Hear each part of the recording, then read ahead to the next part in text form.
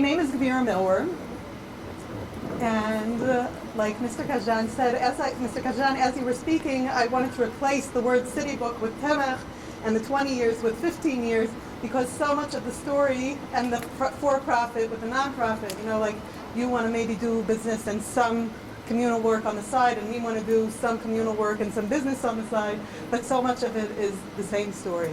It's about from women being able to have bakavadik employment, bakavadik both in the gashmias aspect, like to bring home a respectable parnasa, and also in a bakavadik setting, like places like CityBook, where a woman could really hold on to her values and not have to give up anything in order to make a parnasa. So this is what we try to achieve every day. I have the honor of being the CEO of Temech for the past 2+ years. And before that, I actually grew up in the world of high tech. But I'm a woman without a country, so Israelis consider me American, and Americans consider me Israeli. Anyone who could sort of relate to that? And techies consider me a business person, and business people consider me a techie.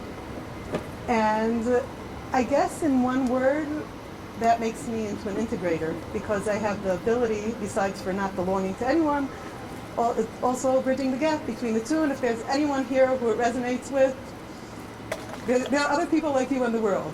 Just my name is Gvira, so that makes it even more complex. Okay.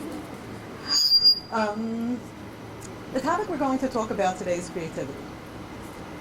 And you'll excuse me if I have little specks of Hebrew inside, and if anyone doesn't understand the Hebrew that I do put in without even realizing, please let me know. People ask my father if his children are bilingual, and he says no, they're semi-lingual, they don't speak either of the languages properly.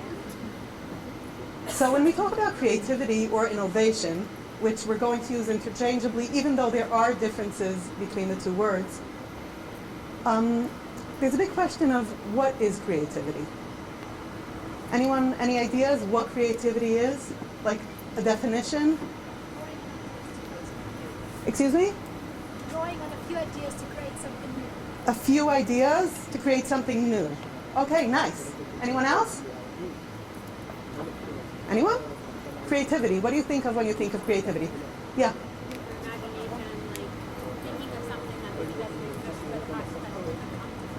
Something that doesn't exist but could come to fruition.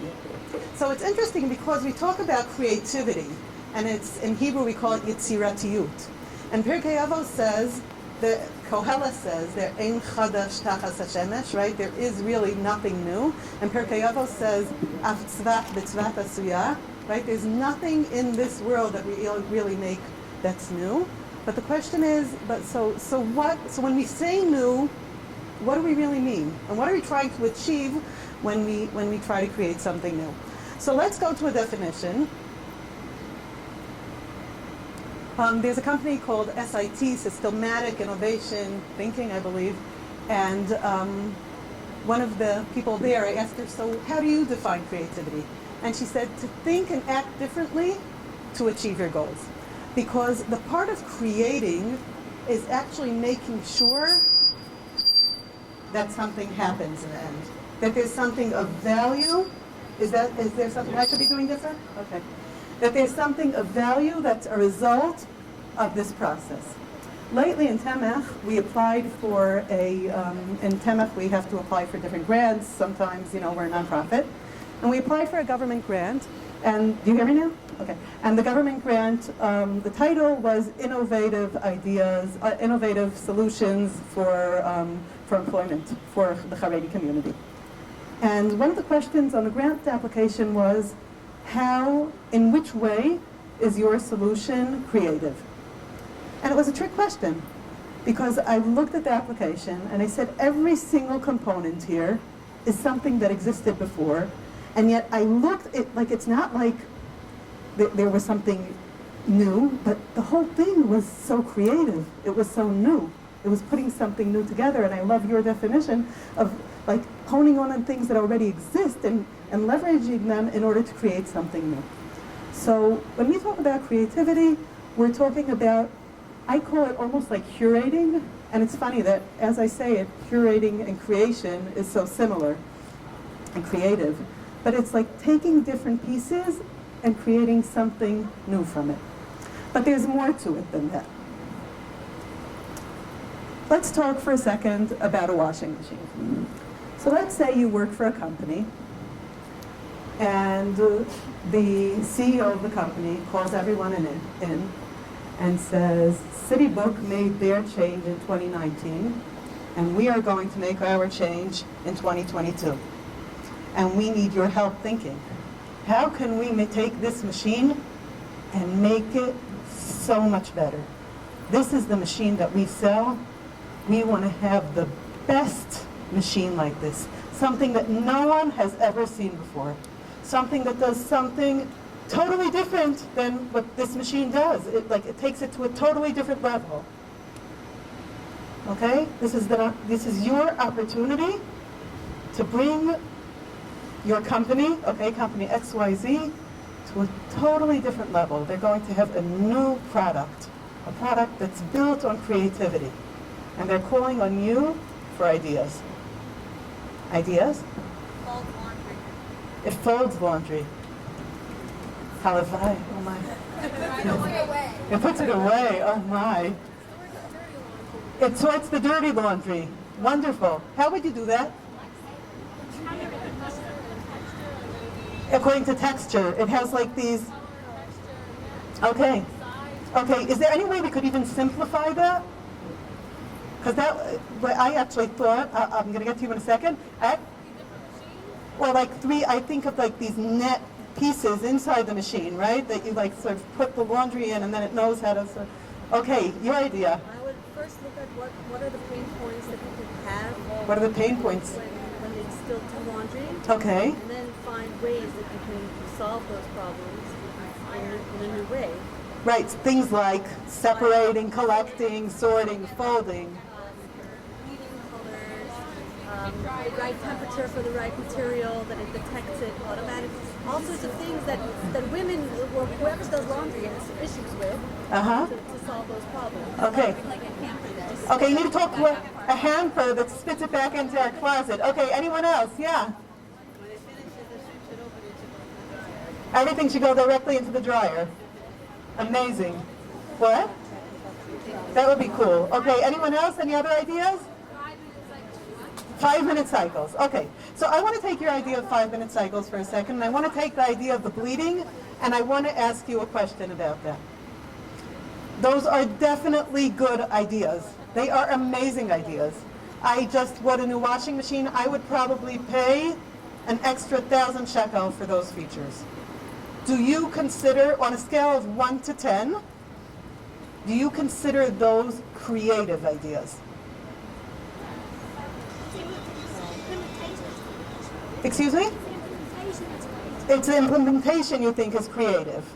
Okay, because I think that when we look at creativity, we need to differentiate between making a better product, sometimes using creative solutions, but doing what we already did in a little bit of a better way, and that's like more like professionalism. And I'm sure all of you have met people who are like really professional, and they'll always be upping the bar, and they'll always be doing it a little bit better, and the cycle will be a tad shorter each time it comes out, and it will always keep the color a little bit better, and sometimes that little bit won't be so little, it will be big. But when we talk about creative, we're really talking about something a little different, right? Because creative would be if the washing machine could get up and put the laundry in its place, because that's something that wasn't there before, right? If we had a washing machine that like suddenly stood up, walked over to your closet, and knew where to put the things, that would be something that we would consider creative. Now, it doesn't necessarily mean, in this case, it would probably require a higher level of technology and professionalism, but that's not what made it creative. What made it creative is that it's something that is a little different. It's not a higher level of something that we already had. It's different. But now let me ask you another question. Let me ask you, if I were to say, give me ideas to use this washing machine but not for laundry. This is a machine. Did anyone tell you it needs to be for laundry? Did anyone tell you that this solution has to be used for laundry? We spoke about a machine. We saw it was a washing machine. And all the solutions were about laundry. Now I want you to give me ideas that don't have to do with laundry. Washing Yeah. dishes, whatever. Excuse me? You ask a yeshivacher, that's how they, right? No, that's how. Okay, yeah. What else? Pots and pans, like a dishwasher. A dishwasher. This might break in your little cycle, but maybe your pots and pans. Okay. Excuse me? Bathe kids. Amazing. Okay. Yeah. Like some shoes can go in the Could you tell me loud? Wash? Shoes. yeah, some shoes don't get ruined in the washing machine. Good idea. Anyone else? Shaitels. Great. Okay. Anything else? Lettuce. Okay. My idea was making it into an industrial-sized soup maker. Okay? So an industrial-sized soup maker. You put in like a whole big bag of carrots and a whole big bag of onions, and the water comes in, and where you put in the merakech, you just put in some spices, and woo, you have like 5 kilos worth of soup, or right? Instead of 5 kilos worth of laundry. But what I'm saying is, look at the ideas that come up that are totally different. Now, why did we think dafka of laundry? Why did we think that way? Because you were told it was a washing machine. Okay, that's a good start. And what happened? Excuse me? Right.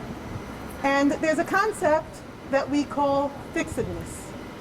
Our mind, the way our mind works, is that it looks for some patterns. And like you said, there are like certain signifiers, and we see something, and in our mind, it connects to a box, right? And we say, okay, this is connected to laundry.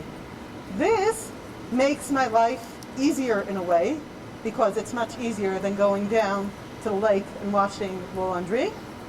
But it also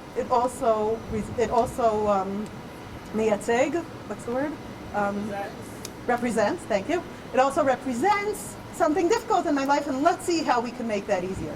So it even triggered some sort of emotional piece, because when we see laundry, when we women see laundry, I'm assuming that if you were speaking to a group of men, it might be a different reaction. But when we see laundry, we're like, oh, laundry, right? And there's something in our mind that just goes to the path that we know, and goes to that direction, and we stretch it a little bit.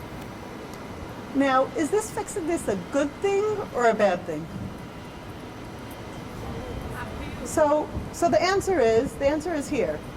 Hashem gave us fixedness. Hashem created us with fixedness. It's not a bug that we created. And it's not a bug in the system, because if Hashem created it, it's not a bug. So Professor Kahneman, in his book Thinking Fast, Thinking Slow, talks about the value of having these quick thought processes. On the way here, I was coming from Sderot Herzl, and I turned off of Herzl and started going to work instead of coming here. And I wasn't even on the phone. Okay? Because that's fixedness, because we're used to doing something. So today it was annoying because I said, oh no, now I'm going to be late, and who knows if I have a U-turn and all kinds of things like that. But on the other hand, every day when I go to work, that makes my life easy. You know, when we moved, I moved Isru Chag Pesach of the first Pesach of COVID, okay? And Baruch Hashem, we were able to move, and like our mover, this is just an anecdote, our mover, we didn't even look into movers, we just saw someone else moving on the block on Chol HaMoed, and we called up our Rav and asked, are we allowed to ask the movers on Chol HaMoed about moving us after Yantif, because obviously they're allowed to move someone, so we didn't even ask for any references, we just said, could you move us, you know, Motzei Yantif. And I remember moving into the house, and suddenly realizing that my hand didn't know where the power of a knife was. because usually it's like my hand that knows. It's not my mind that knows, right? Like my hand knows where the power of a knife is, and my left hand knows where the cutting board is, and somehow my foot knows how to open the refrigerator from behind me, right? And my limbs just weren't working. They didn't know how to do it. They forgot in the move. So our life gets so much easier when we have that fixedness, because that fixedness is what allows us to do these things on automatic, those things that we do need to do all the time. And most of our lives, these things are actually good for us. They help us. But there are certain times when we want to pause. And there are times when we need to recognize that our behavior is a behavior of fixedness. And now it's not a bad thing. It's just like acknowledging, sort of like saying, oh, I'm tired, I need to go take a nap. Is it bad? No, it's just something that we need to deal with. And there are certain times when we need to acknowledge that, oh, I'm thinking a little bit in a fixed mode. Let's stop, because fixed mode doesn't work here. Okay? I'm in a rut. There's some sort of, there's some sort of problem that keeps on going on, or I want to create a change. So there, I'm looking for creativity. And then the big question is, okay, where do I find creativity? Is creativity something that I could just like read a book about? Is creativity something that we're born with? Is creativity something that some of us are born with bigger amounts of creativity than others? So what is it? And many researches have been done about this, and the answer is that yes, there are some people who are born with higher levels of creativity. The answer is also that most of us were born with higher levels of creativity than we use at our age now, because with the years our fixedness becomes even stronger, and we're afraid of using that creative muscle, because in creative thinking we'll come up with ideas, and a lot of them won't be good ideas, and they won't actually be able to create something. So we'll have to come up with like 10 ideas or 100 ideas in order to find 1 or 2 good ideas. And we don't like hearing no. We don't like when other people tell us that the idea isn't a good idea, and we don't even like when we tell ourselves that an idea isn't a good idea. So we just stick to what we do. But when we have that ability to stop and say, no, this is something that calls for creativity. Something here is different. And nothing like COVID taught us, right? Here we need to think a little different. So how do we work this situation out? But the good news is that there are also tools. There are some actual formats, almost algorithms, that we could use in order, at a moment that we realize that this calls for creativity, there are certain tools that we could use. I'll use tools in order to come up with better ideas, with other ideas, with different ideas, and then we could choose which one is better, and better is better for, remember that definition, for our goals. Because there could be an idea that's very creative but not so good for our goals, and there could be an idea that's, that's an amazing idea, and it's not even so complex, but it exactly serves our goals. So if we come up with a list of 10 ideas, it could be that one idea will be great for you, and one idea will be great for you. So the first tool is called function follows form. And who said that I think you said that when you would deal with the washing machine, you would ask, what are the needs? What are the pain points? And that's a very important question. But this Shita in creativity says no. Work the opposite way. You have something already. You have a washing machine. Start with what you have, okay? And you have form. You have something that's already formed. Which functions could this actually fulfill? Okay? So let's say that your camel, okay, not your camel, but your car, breaks down in the desert. And you have to, or you just have a flat tire. And you have to fix the flat tire in the desert. And you can't find the jack. So what could be a solution? Okay, let's think of creative solutions. So we could say, I called Yedidim, right? And I waited for 5 hours, and they came, and that's a solution. Is it a creative solution? Not really, right? If someone were to tell you, though, that I found in my car that I had in my car. I was just bringing home a stereo, okay? And I figured out that if I put the stereo under the car, and then and it's a little rounded, and then I move the stereo in the right way, it could actually lift the car a little bit and serve like a jack. That would be a creative solution, right? If we're in the middle of baking a cake and we realize that we don't have eggs, so going to the makolet or borrowing from a neighbor or ordering online might be a solution, but that's not the creative solution. The creative solution is saying, just a second, what do I have here? What do I already have here with as little dependency on the outside world that I can use? Okay? So function follows form. So let's take this to, this is I'm talking about creativity very much in general, and it's so much fun talking to women about creativity and bringing all kinds of ideas about laundry, but let's focus on the tech aspect for a second too.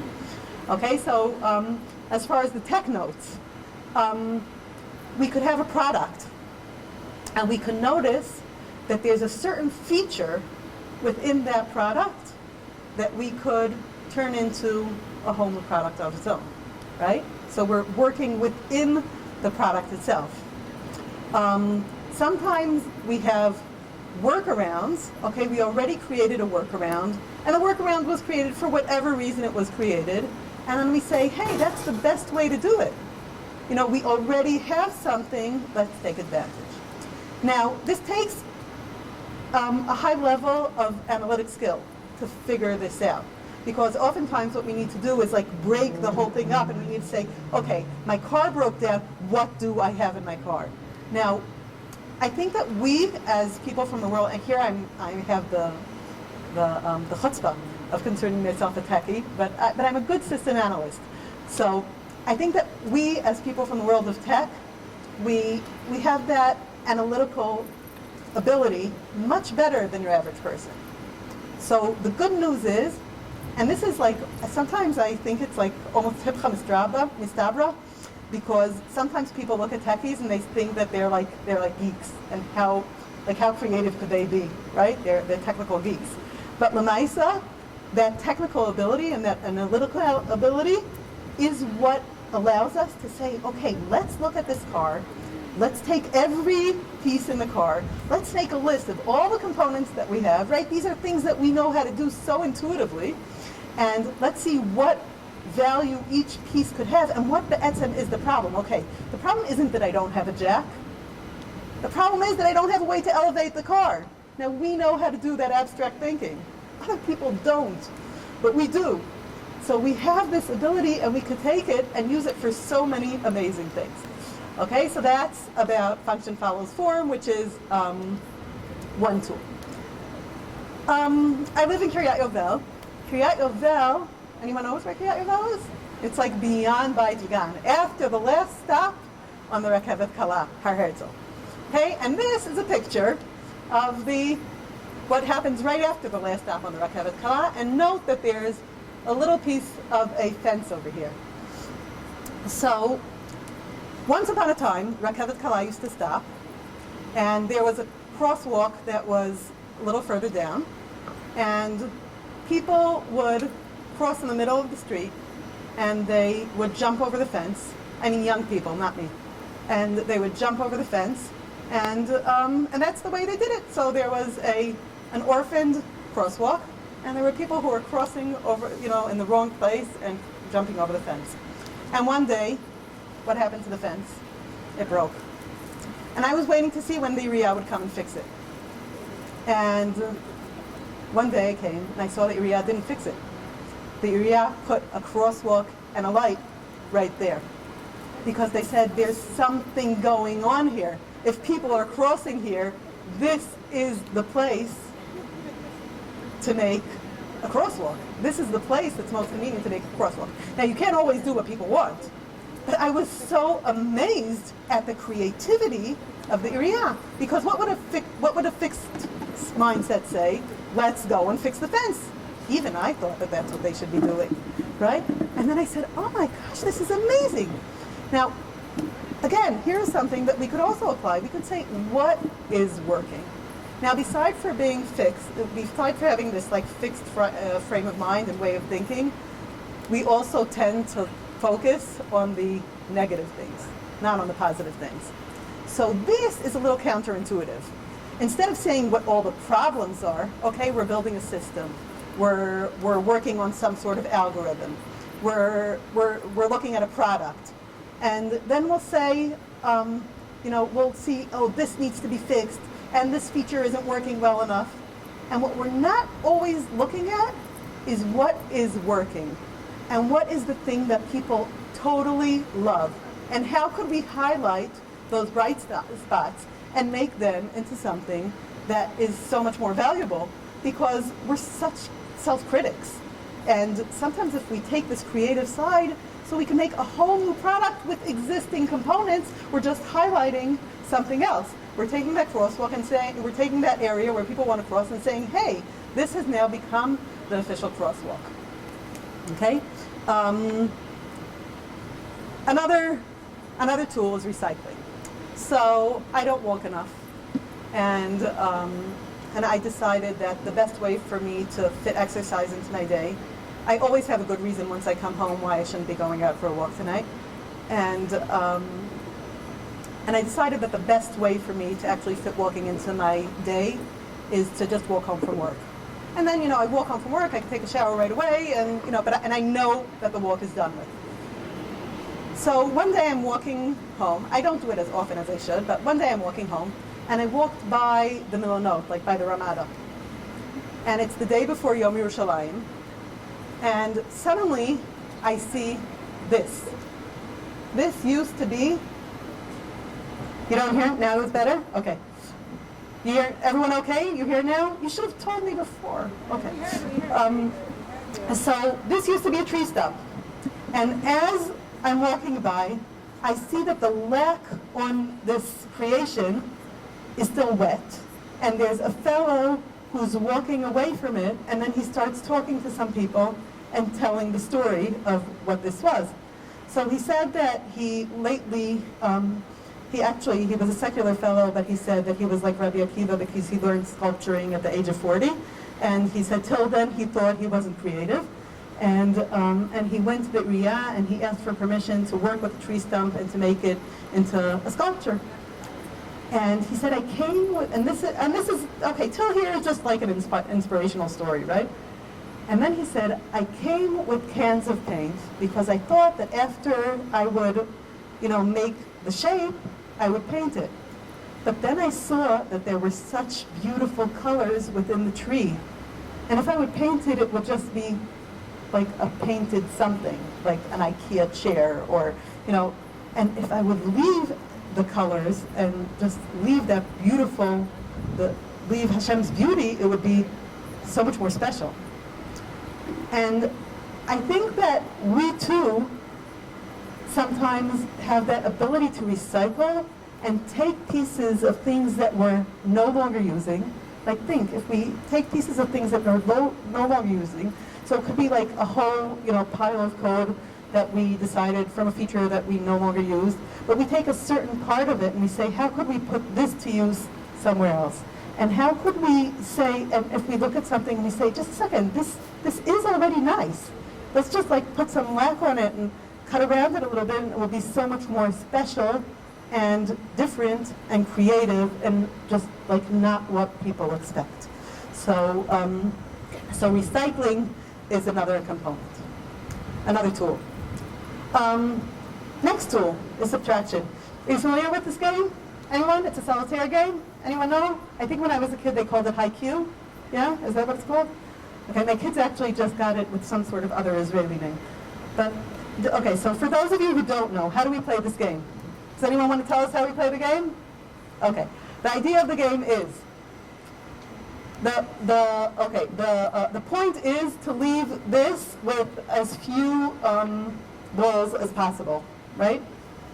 How do you take balls off? A little bit like in checkers. You skip over the ball, and then if you skip over it, you take off the ball that you skipped over, and the idea is to like create some sort of movement in the way that you'll take off the most balls possible. Well, what's the catch? The catch is that in order to create movement, you need to take out one of them. You cannot start the game when all those charuzim or whatever, or gulot are in place.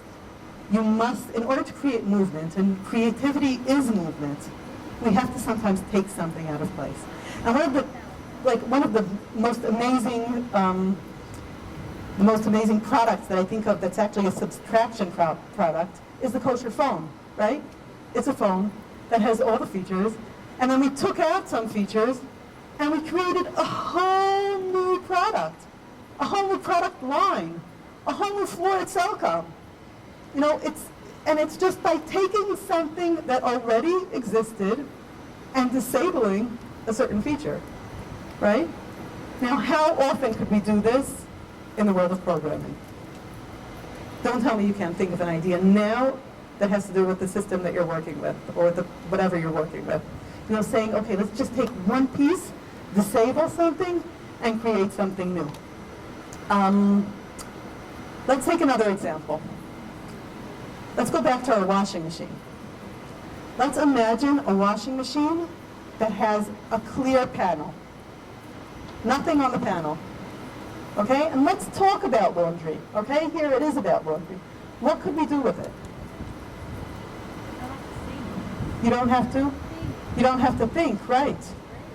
Right. Any ideas of like how you could use it? Who you would market this to? So I'm thinking that like I would market it to a camp for all the kids who come out of the pool, right? You know, you just throw your towels in and then you start a cycle. I actually was in a lecture with someone who said that what they would do, it was very interesting. It was during COVID. It was a non-Jew from the United States who said that he had just come back from traveling to his in-laws, and his father-in-law suffers from dementia. And he said, we were looking for a microwave, like it's so hard to find people who will help them, and we were looking for a microwave that he could use.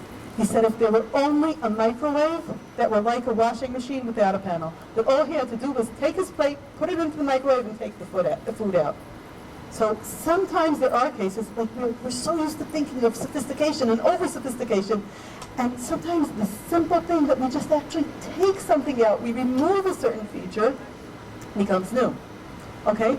Now what do? How do we remove these things? This goes back to our analytical skills, because we need to say, okay, what do we have here? And when we look at what we have here, so let's take this event, okay? So at this event, we have a mirpaset, and we have chairs, and we have food, and we have tables, and we have a camera, and we have the speaker, and we have a computer, right? And we have people, okay? Now what happened during COVID, for instance? Suddenly, there weren't people, right? All these things were still alive and well, but there weren't people.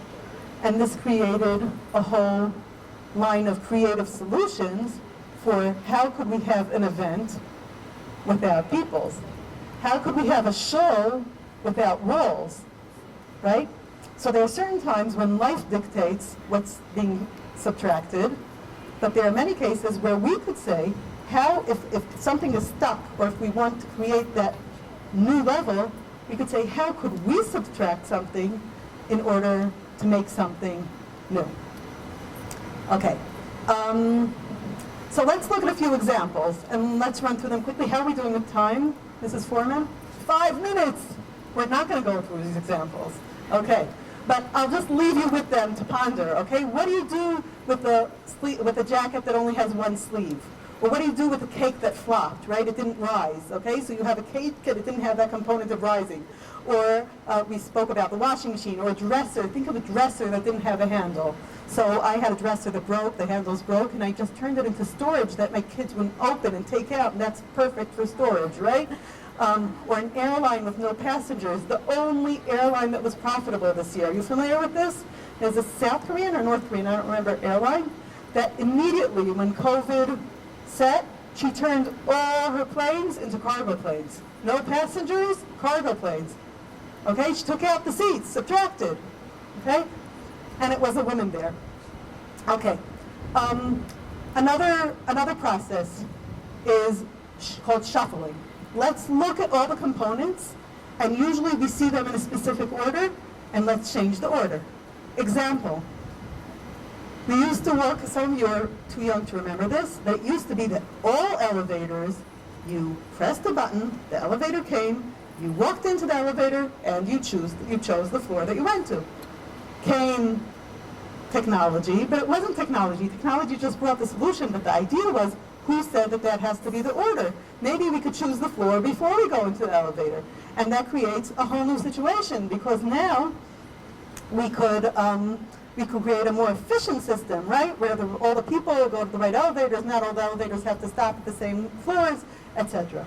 Okay? Another beautiful example, Cincinnati's Children's Hospital, the gastro ward. One of the major issues that there are in gastro wards is the feeding tubes. Feeding tubes get stuck.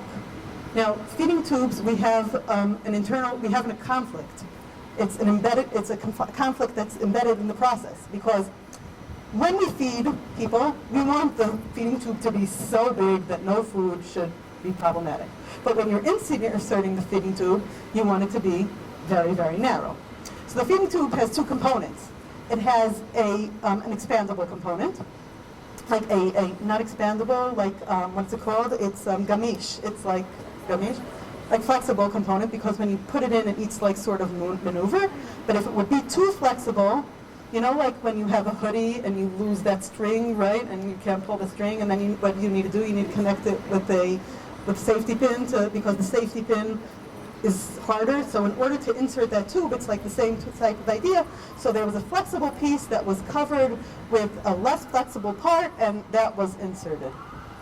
And then they just came out with a patent that said, who said it needs to be that way? And instead of having a tube that looks like a tube, they have a tube that looks like a donut, and in the middle is the part that's not flexible.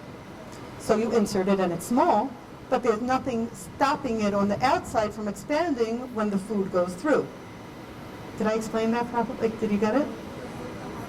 What? You don't know. No, it stays there. I mean, maybe you could even remove it. I don't know. But the idea is that you put it in, but then there's nothing stopping it, because it used to be that there was a hard part around it, and that's what like stopped its flexibility and its ability to expand.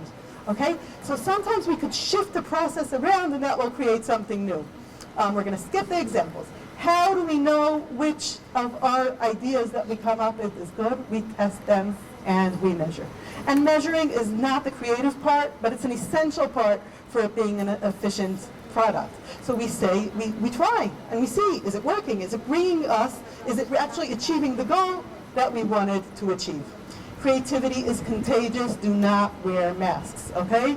When you're in a creative environment, there is more creativity.